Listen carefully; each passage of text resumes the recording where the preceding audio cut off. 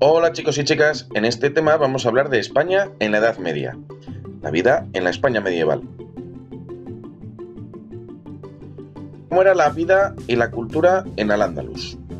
Bien, lo primero que tenemos que decir es que la religión que había en Al-Ándalus, la religión que tenían los musulmanes, es el Islam, o era el Islam mejor dicho. Su origen está en la península arábiga. En el siglo VII, un profeta llamado Mahoma empezó a predicar la existencia de un único Dios, Alá. La doctrina se recoge en el Corán, que sería el equivalente de la Biblia de los cristianos. En las mezquitas, que es el equivalente de las iglesias, rezan y estudian su religión. ¿Cómo era la vida en el campo y en la ciudad? Bueno, hay que decir que los musulmanes introdujeron cultivos nuevos como la alcachofa, la berenjena y el arroz, que fueron muy beneficiosos para la población. Para regar, construyeron norias y acequias. Supuso una revolución en el sistema de regadío. Y las ciudades estaban rodeadas de murallas y su gobernador residía en el Alcázar. Las calles eran estrechas y en el centro estaba el zoco o mercado, que es lo mismo. La sociedad. Bueno, había diferentes grupos sociales. Por un lado, los musulmanes, que era el grupo más poderoso y ocupaban los puestos más importantes. Los muladíes, que eran cristianos convertidos a la religión musulmana. Los mozárabes, que eran cristianos que seguían practicando su religión, la religión cristiana, en Al-Ándalus. Y por último, los judíos, que eran la minoría y vivían en barrios diferentes, las juderías. Vamos a hablar un poquito de la cultura y el arte. Al-Ándalus se convirtió en un centro cultural donde vivían médicos, astrónomos y filósofos. Averroes era un importante médico y filósofo. Podéis buscarlo a través de internet quién era esta persona. Muchas de las palabras que tenemos ahora en castellano vienen del árabe. Casi todas las que empiezan por al. Y los números también son de origen árabe. También nos dejaron importantes elementos arquitectónicos. Vamos a ver un poquito más sobre esto. Aquí tenemos, por ejemplo, un elemento arquitectónico en la ciudad de Granada, que es la Alhambra de Granada. También la Mezquita de Córdoba, en la ciudad de Córdoba. Visitas muy recomendables. Y aquí tenemos palabras de origen árabe, como por ejemplo azúcar, aceite, almendra, mezquino, bodoque, ajonjolí, jarabe, azucena, almohada, ajedrez, aceituna, café. Todas estas palabras y otras muchas más son de origen árabe.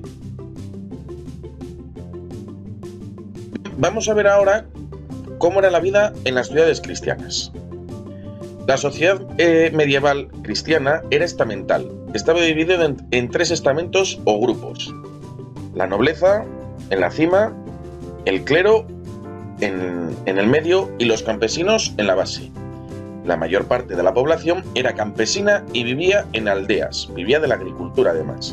En el siglo XIII, gracias al comercio, las ciudades crecieron.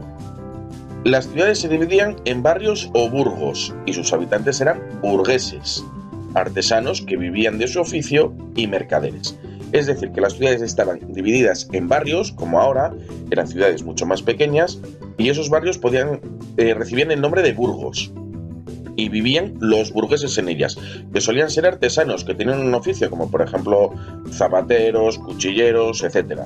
Y también mercaderes, que se dedicaban a comerciar con diferentes mercancías. Las ciudades estaban rodeadas de murallas, con una o varias puertas de entrada, con una iglesia o catedral como edificio principal, un ayuntamiento y los palacios de la nobleza o comerciantes más ricos.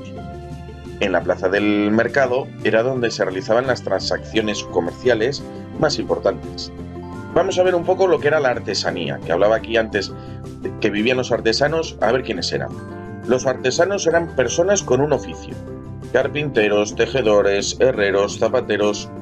Trabajaban en talleres y estos talleres solían estar en una misma calle, si se dedicaban a lo mismo. Así tenemos en muchas ciudades la calle de los toneleros, que eran los que hacían los toneles, la calle de los cuchilleros, que se encargaban de fabricar los cuchillos, la calle de los curtidores, que era la calle donde estaban las personas que trabajaban las pieles para elaborar después tejidos.